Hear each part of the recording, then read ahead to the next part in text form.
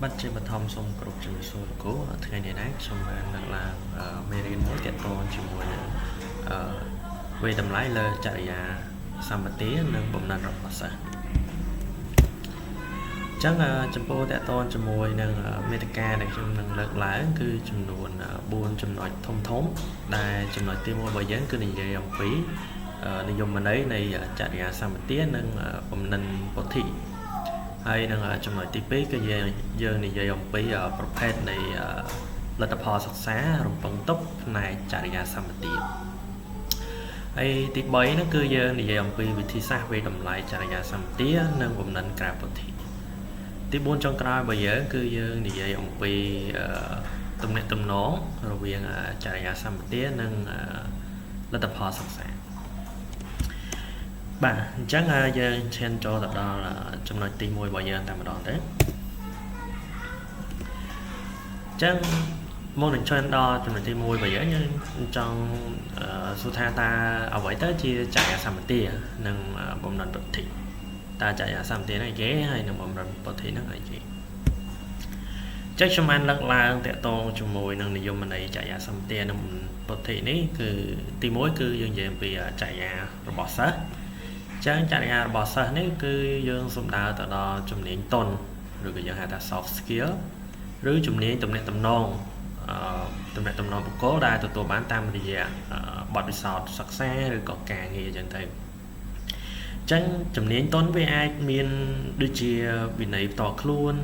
ការសហការប្រស្រ័យទាក់ទងការច្នៃប្រឌិតនិងភាពអត់ធ្មត់ចឹងទៅចឹងនៅពេលដែលសិស្សគាត់មានsoft skill ឬក៏យើងហៅថាជំនាញទន់ល្អដូចជាការប្រស្រ័យទាក់ទងជាមួយនឹងមិត្តភ័ក្តិរបស់គាត់ក៏ដូចជាការប្រស្រ័យទាក់ទងជាមួយនឹងលោកគ្រូអ្នកគ្រូឬក៏ការប្រស្រ័យទាក់ទងជាមួយនឹងសង្គមខាងក្រៅដែរចឹងនេះគឺជាជំនាញទន់មួយរបស់សិស្សដែលយើងហៅថា soft skill ចឹងខ្ញុំបានឲ្យនិយមន័យមួយទៀតទាក់ទងជាមួយនឹងបំណិនពុទ្ធិនេះគឺយើងសំដៅទៅលើជំនាញដែលប្រើសម្រាប់ការគិតវិភាគហេតុផលចងចាំនិងរៀនសូត្រចឹងវាអាចមានដូចជាសមត្ថភាពនៃការចងចាំរបស់គាត់ឬក៏ការផ្ចង់អារម្មណ៍របស់គាត់ដូចជាភាពបត់បែននិងការវិភាគបញ្ហាជាដើមចឹងទាំងអស់នឹងហើយគឺយើងចាត់ទុកថាវាគឺជាបំណិនពុទ្ធិរបស់សិស្សចឹងសិស្សខ្លះគាត់មានបំណិនពុទ្ធិទៅលើការផ្ចង់អារម្មណ៍បានល្អយ៉ាងទៅគាត់អាចពេលដែលគាត់អនុវត្តឬក៏ពេលគាត់ធ្វើកិច្ចការងារអីមួយគាត់មានការផ្ចង់អារម្មណ៍បានស៊ីជម្រៅឬក៏គាត់មើលមេរៀនដែលស្ដាប់លោកគ្រូបញ្យល់ទៅគាត់មានការយកចិត្តទុកដាក់ខ្ពស់ចឹងទៅចឹងនេះគឺជាបំណិនពុទ្ធិរបស់សិស្សម្នាក់ៗចឹងយើងឈានចូលដល់ទី2គឺប្រភេទលទ្ធផលសិក្សារំពឹងទុកផ្នែកចរិយាសម្បទាចឹងប្រភេទទាំងអស់ហ្នឹងខ្ញុំបានលើកឡើងដូចជាមួយគឺអាកប្បកិរិយាចឹងអាកប្បកិរិយានេះគឺសំដៅទៅលើអារម្មណ៍ខាងក្នុងដែលឆ្លើយតបទៅនឹងព្រឹត្តិការណ៍មនុស្សឬក៏វត្ថុផ្សេងៗវាអាចជាវិជ្ជមានដូចជាសិស្សនឹងចូលចិត្តរៀនឬក៏សិស្សនឹងគាត់មកសាលាគាត់គ្រប់វិន័យគាត់មកទៀងពេលគាត់ស្លៀកពាក់បានសមរម្យហ្នឹងទៅឬក៏អាចមួយទៀតជាអវិជ្ជមានដូចជាគាត់ពេលមករៀនគាត់អត់មករៀនចឹងទៅឬក៏មករៀនគាត់ទៅជែកលោឡាអីចឹងទៅឬក៏ពេលប្រឡងគាត់លួចចម្លងគេចឹងទៅអាហ្នឹងយើងសំដៅទៅលើអាកប្បកិរិយាគាត់ចឹងវាអាចមានទាំងវិជ្ជមាននិងអវិជ្ជមានចឹងឈានដល់ទី2ដែលខ្ញុំលើកមកគឺទាក់ទងជាមួយនឹងគុណតម្លៃនេះគឺជាការផ្ដល់តម្លៃទៅលើមនុស្សនិងវត្ថុជុំវិញខ្លួនដូចជាភាពស្មោះត្រង់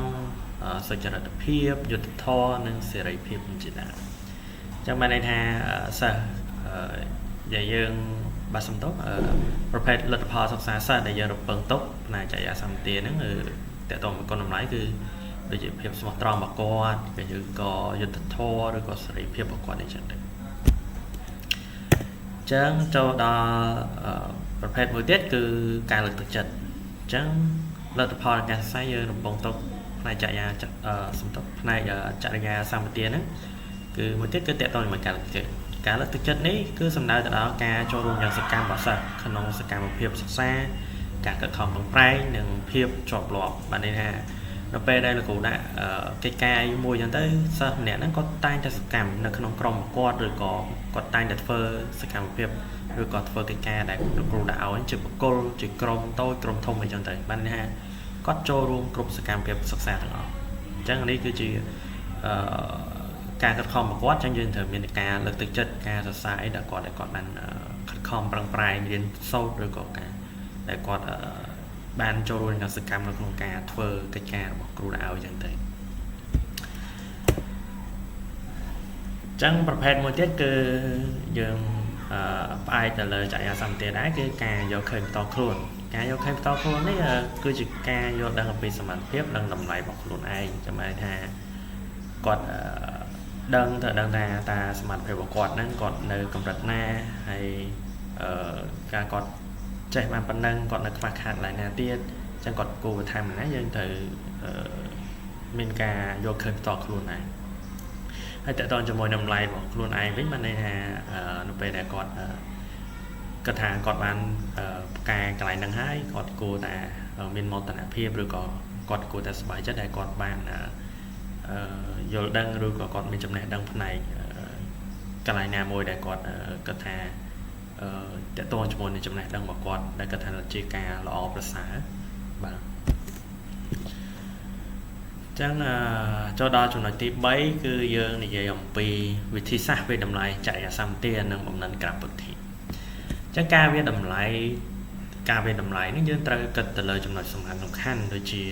អារម្មណ៍របស់សិស្សចឹងអារម្មណ៍របស់សិស្សវាអាចប្រែប្រួលលឿនក្នុងកំឡុងពេលម៉ោងបង្រៀនហ្នឹងគាត់សិស្សខ្លះអាចគាត់ចូលទៅគាត់សប្បាយ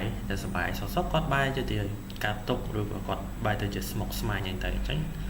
នៅពេលដែលគាត់បែបហ្នឹងតើយើងត្រូវធ្វើដូចម្ដេចអញ្ចឹងដូច្នេះការវិតម្លៃច្រើនដងប្រើវិធីសាស្ត្រចម្រុះដូចជាទីមួយគឺការសង្កេតរបស់គ្រូអញ្ចឹងការសង្កេតរបស់គ្រូនេះខ្ញុំឲ្យទៅជាពីរចំណុចទៀតគឺការសង្កេតទូទៅនេះគឺយើងសង្កេតរាល់សកម្មភាពទាំងអស់នៅក្នុងថ្នាក់និងក្រៅថ្នាក់ដោយមិនប្រើទម្រង់សុខស្វែងប៉ុន្តែត្រូវមានគោលដៅច្បាស់លាស់អញ្ចឹងនៅពេលដែលយើងបរៀនសិស្សនៅក្នុងថ្នាក់យើងត្រូវសង្កេតមើលសិស្សទាំងអស់ឲ្យបានគ្រប់ចុងក្រោយឲ្យបានគ្រប់ជ្រុងជ្រោយកុំឲ្យមានរំលងកន្លែងណាមួយយើងឆក់ទៅវិញណាមួយដែលយើងអត់បានមើលគាត់ដិតដល់អញ្ចឹងធម្មតានៅពេលដែលយើងបង្រៀនមានសិស្សខ្លះគាត់លេងអញ្ចឹងទៅសិស្សខ្លះគាត់បន្លែងអញ្ចឹងទៅសិស្សខ្លះទៀតគាត់ស្ដាប់អញ្ចឹងទៅអញ្ចឹងយើងត្រូវសង្កេតរាល់សកម្មភាពរបស់គាត់នៅក្នុងថ្នាក់ទាំងអស់មិនថាក្នុងថ្នាក់ឬក៏ក្រៅថ្នាក់ទេអ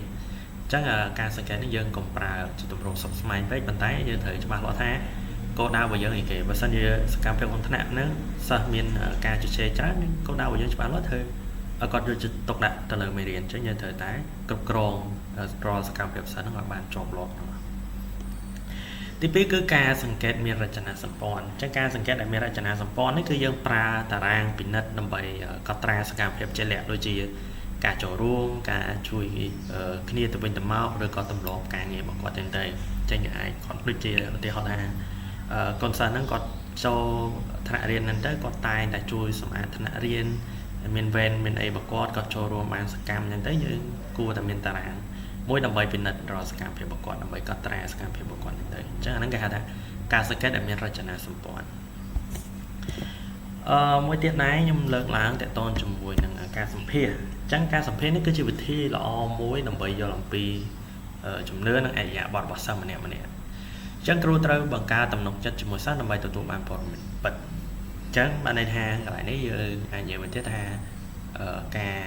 ជជែកផ្ទាល់មាត់ជាមួយគ្រូបានន័យថាយើងជជែកពីអ្នកសិស្សអញ្ចឹងទៅដើម្បីយើងសួរពីទម្លាប់ប្រកបការគិតប្រកបឬក៏សិស្សហ្នឹងគាត់មានអរិយាប័ត្រយ៉ាងដូចម្ដេចអញ្ចឹងទៅអញ្ចឹងគ្រូត្រូវតែជជែកជាមួយសិស្សម្នាក់ៗព្រោះធម្មតាសិស្សរបស់យើងតែងតែមានអរិយាប័ត្រខុសៗគ្នាអញ្ចឹងយើងត្រូវដឹងពីសិស្សយើងដែរថាសិស្សណាខ្លះគាត់មានអរិយាប័ត្របែបណាសិស្សណាខ្លះទៀតដែលគាត់មានអរិយាប័ត្រផ្សេងអញ្ចឹងទៅយើងត្រូវដឹងដើម្បីយើងងាយស្រួលក្នុងការបរៀនរបស់គាត់មួយទៀតតកតងជាមួយនឹងស្វ័យវេនតម្លៃរបស់សិស្សអញ្ចឹងកន្លែងនេះគឺយើងផ្ដល់ឱកាសឲ្យសិស្សឆ្លុះបញ្ចាំងពីលទ្ធផលសិក្សារបស់ខ្លួនឯងនិងអារម្មណ៍ផ្ទាល់ខ្លួនរបស់ពួកគេអញ្ចឹងនៅពេលដែលសិស្សគាត់វេនតម្លៃខ្លួនឯងគាត់នឹងបង្ហាញអំពីលទ្ធផលរបស់គាត់តែលទ្ធផលរបស់គាត់ហ្នឹងគាត់ធ្វើបានល្អនៅចំណុចខ្លះ hay chấm nói là tiết này có phơi mình toàn màn ó chắc là có phơi ca riêng cho bình trang được luôn ấy ông pi là tập hợp ca sắp luôn này hai ở con hiền đó là mình tại arm rồi còn arm to luôn một quát để toàn cho mình là tập hợp của ta còn bình chất cái na còn được bạc hạt ấy nó còn một quát hiền đó mà tại bỏ để toàn cho mình arm chẳng cho đó là chấm nói tí 4 chấm nói trong ra bây giờ cứ để toàn cho mùi năng tụm nẹt tụm nó rồi riêng chạy xăm té năng lực họ xa tranh tụm nẹt nó nhưng mà mình bây giờ nói thì mỗi cứ sang miền phép chọc cháyក្នុងការសិក្សាច្រើនតែមានចរិយាសម្បទាវិជ្ជមានដូចជាមានសង្ឃឹមមានការតាំងចិត្តខ្ពស់និងឲ្យតម្លៃទៅលើការសិក្សាអញ្ចឹងធម្មតាសិស្សដែលជោគជ័យគឺពួកគាត់តែងតែមាននៅចរិយាសម្បទាល្អល្អទាំងអស់ដូចជាគាត់មានការតាំងចិត្តរៀនខ្ពស់គាត់ឲ្យតម្លៃទៅលើការសិក្សាជាដើមផ្ទុយទៅវិញប្រសិនបើសិស្សនឹងបរាជ័យច្រើនតែមានអារម្មណ៍អវិជ្ជមានកិច្ចបេះពីបញ្ហានិងខ្វះការចូលរួមអញ្ចឹងគាត់ថាគាត់មានកំណត់ថាអូរៀននេះរៀនមុខជានេះពិបាកក៏រៀនអត់ចេះអញ្ចឹងគាត់អត់ខំទេគាត់នឹងបោះបង់ឬក៏គាត់នឹងប្រឡែងដៃចោលឲ្យតែតន់ជាមួយនឹងមុខជាមួយនឹងពួកផ្នែកកំណត់របស់គាត់គិតថានឹងពិបាករៀនគាត់អត់ខំប្រឹងប្រែងរៀនឬក៏រិះរកវិធីសាស្ត្ររៀនអីដើម្បីឲ្យយល់មេរៀនហ្នឹងទេគាត់បែរជាគិតថានឹងពិបាកហើយគាត់បោះបង់មុខជានឹងចោលអញ្ចឹងជាហេតុធ្វើឲ្យលទ្ធផលការសិក្សារបស់គាត់នឹងបរាជ័យអញ្ចឹងទៅបាទអញ្ចឹងចំណុចរបស់ខ្ញុំបាទគឺខ្ញុំលើកឡើងតាក់ទងប៉ុណ្ណឹងហើយឥឡូវការបង្ហាញរបស់ខ្ញុំគឺដល់ទីបញ្ចប់ហើយបាទចុងក្រោយ